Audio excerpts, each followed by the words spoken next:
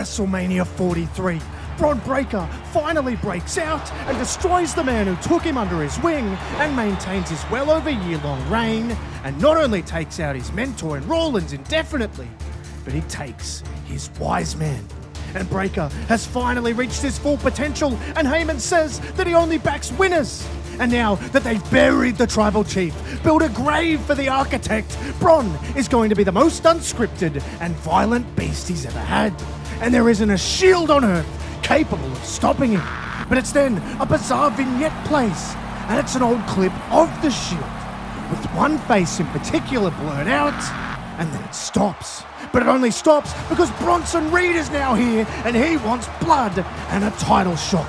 Heyman also turned his back on him when he aligned solely with Breakker, and it's on. But the brawl ends with Bronson Reed hitting Breakker with a familiar move. And Heyman, knowing full well that every action has a reaction, uses Backlash as the perfect stage to fully unleash his new beast. And he does. Breakker is unscripted and he's violent and he takes it to a whole other level. And despite a tough fight, Reed is decimated in a haze of violence. However, there's a mystery onlooker in the stands and it gets minds wandering. But it clearly wasn't the man who most thought it would be. Of course, being the wise man, he hears about it and he sees the footage and he says that whoever's lurking in the shadows is best not to reveal themselves, because the moment that spotlight shines on them, they become a target for the most unscripted and violent man in wrestling, who on his command will demolish anyone in his path. But he says that they aren't hard to find. Just ask Bronson Reed, Roman Reigns and Seth Rollins. However, despite the warning, another challenge arises, and it's a big one. Jacob Fatu wants to step up, and Heyman looks concerned because he knows exactly the kind of threat that he poses, and he sees it firsthand from ringside as Breakker's title reign comes under severe threat, which takes us all the way to Money in the Bank, where they collide, and once again, Heyman draws out the animal in Breakker. But it's as this match is going on, the mysterious figure watches on once again from the darkest part of the arena, and this time, not alone. But what they watch is destruction, but in a different way. The match gets blown apart by Roman Reigns, a man Breakker wiped out constantly over the last couple of years, and a man who Heyman also betrayed. It's clear that Roman never forgets, and he's hammering Breakker. However, another man who will struggle to forget it is Jacob Fatu, who was cost the match by Reigns, and he drops him on the spot, stunning everyone, including Heyman, who instructs Breakker to follow him and get the hell out of the way. But the threat being diverted won't always be the case, and Heyman knows it. He knows that the walls are closing in, but he also knows a little bit more about the men who are watching the destruction at Money in the Bank. And with Roman Reigns now fully occupied with another civil war heading towards SummerSlam, he wants to smoke out who the next threat will be. But perhaps they won't even need to be smoked out, because on the Tron we see another not so subtle video.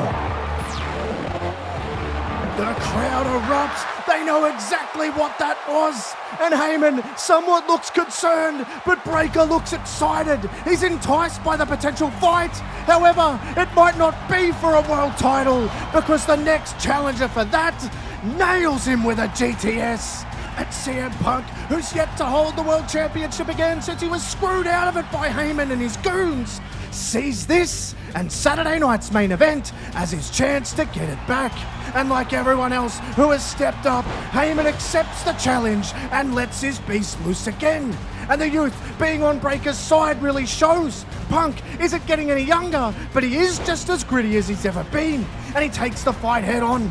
He's never been afraid to throw hands with anyone, especially when it comes to being the best in the world. But he uses his nous and manages to fire off a devastating GTS. But instead of going down, Breakker, with his last piece of energy, bounces off the ropes and spears him. And now they're both down.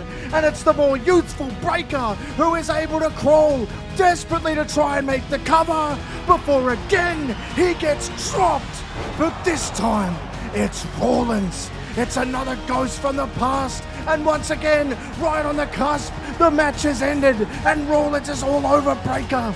He's desperately to get at the man who mauled him, but not only that, get at the man who orchestrated his downfall. But as he's about to go at Paul, he gets pulled in a different direction and leveled with a GTS by Punk, who, much like Fatu with Roman, is pissed that he got involved. And all over again, we see the hate-filled rivalry resume, even years after it started. However, watching all of this unfold is two men, one of which people are very confident they know, but the other, not so much. And we arrive on Raw, and Heyman, knowing Rollins and Reigns are taken care of by Punk and Fatu, looks further into just who this looming duo are, and he demands that they Now, I need these measures not just to protect me from you people and whatever diseases you may all be carrying. I need these measures to protect me from that madman.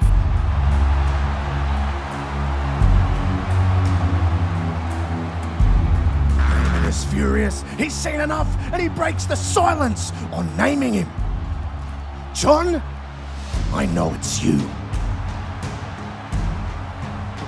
That's right, I said it, and I'll say it again. Jon, enough of the bullshit games.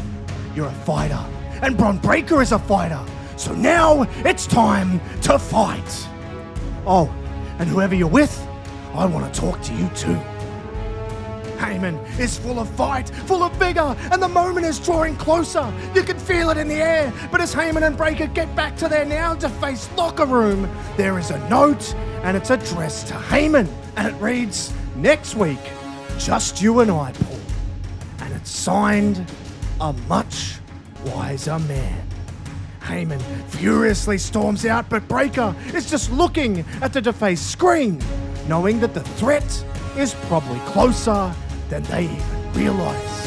And the tension ramps up even more when Heyman is advised to meet in an official interview setting for his face-to-face with this so-called much wiser man. And as he takes his position, the man walks in and Heyman scoffs and he seems a little bit rattled. But the other man has refused to be on camera, so we can only go off Heyman's reaction. And he says, "You weren't kidding. Much wiser indeed." But even the wisest minds make mistakes, and you've made your very first one by showing me who you are.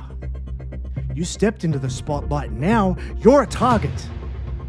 X marks the spot, right? Well, it's firmly on you. And on my command, we will hunt you down because we are in control, my friend. But the soft voice from the other side of the room says, "You like to control, Paul. I like to unleash." And he will be unleashed. Quicker than you think, my friend.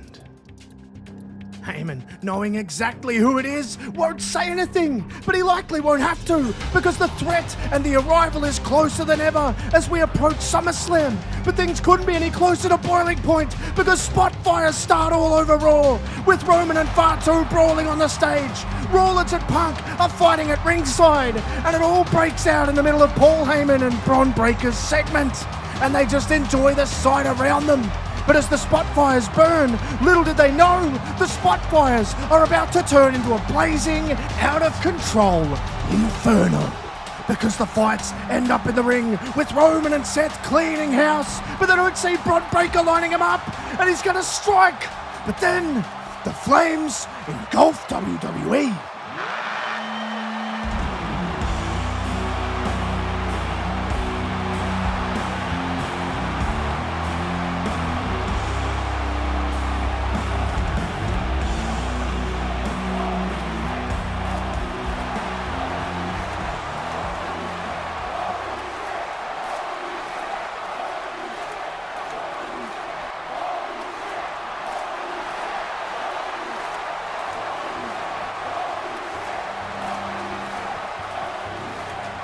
As electric a moment as we've ever seen, but it doesn't last because they all immediately separate and go after their own individual rivals. But Moxley is clearly not the man he was when he left. He's unhinged, unscripted, and violent. He pulls out the most insane looking weapon and walks Bron Breakker down the ramp with it, setting the tone for everything. and Breaker gets out of dodge and waits for his moment to strike, but that moment does arrive several times in the weeks to come because they go back and forth trying to turn up the violence, and they do it in the ring but also at ringside. But it's not always even in the arena either. And it completely hijacks every single show they're on, even far as busting apart completely unrelated matches with any kind of weapon they could get their hands on. And it threatens to ruin everything, but Moxley doesn't care. And Paul confronts Triple H and Adam Pearce, wanting to know if Moxley is even signed, let alone being held accountable. And Triple H says he is signed, and it was negotiated by his special counsel, which makes Heyman furious, but also makes him brace for more chaos. And they get chaos in Bron Breakker's allotted time in the show, because he and Moxley are no longer allowed in the same building at the same time. However, the self-proclaimed much wiser man is. Heyman wants to talk, but he doesn't show. However, his presence is still felt because while he doesn't show up, Moxley does. And he breaks all the rules put in place by management again. He couldn't care less, and he's unhinged again, and he flies off the handle. And it's clear that the man Heyman was calling out has outsmarted him, and he snuck Moxley in before management puts security in place. And it's during this fight that Breakker makes the challenge. He wants Moxley at SummerSlam for the world title, and he doesn't want any rules. He wants to end him, and the crowd loves it. It's what they truly want, but it's while management look on in disgust. Moxley cracks Breakker across the ribs with a barbed wire baseball bat, and then he fires off on every member of security that has been sent down to deal with him. And Heyman is furiously arguing with Triple H and Adam Pearce. He's telling them to get things under control. But it's then Moxley approaches, and of course Heyman dips out. But Triple H just says, "Are you serious, Moxley? We bring you back, and this is what you do. This isn't at all what we agreed." And Moxley doesn't have words. He just has a gesture for his boss. But this isn't the same man who was here years ago. This is unhinged, unscripted Jon Moxley, and he walks out of the building to a huge ovation with a title match at SummerSlam.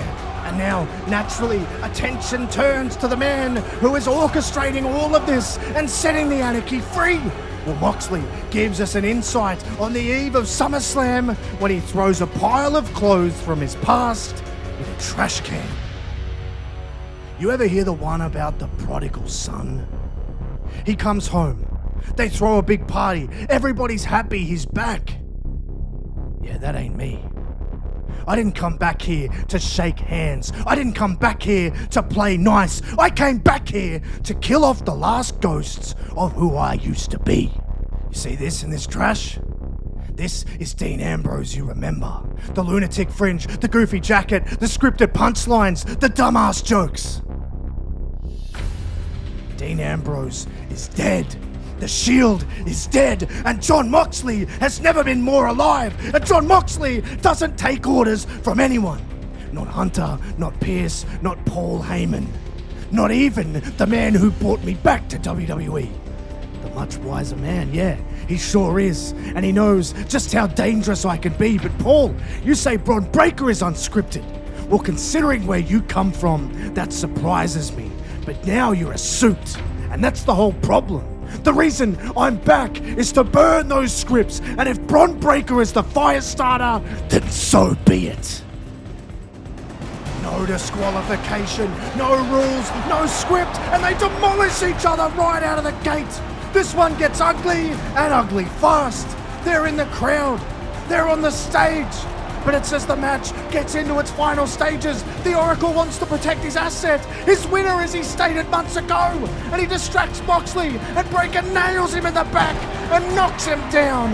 And now sets up a table in the corner, and he's gonna end it just like he did Rollins at WrestleMania. And he runs off, but Moxley moves, and Breakker crashes through the table. But Moxley is still hurt, and they're both down, so Heyman needs to act, and he goes to grab a chair, just like he has before. But there's a foot on it, and Heyman looks up and realizes it's William Regal.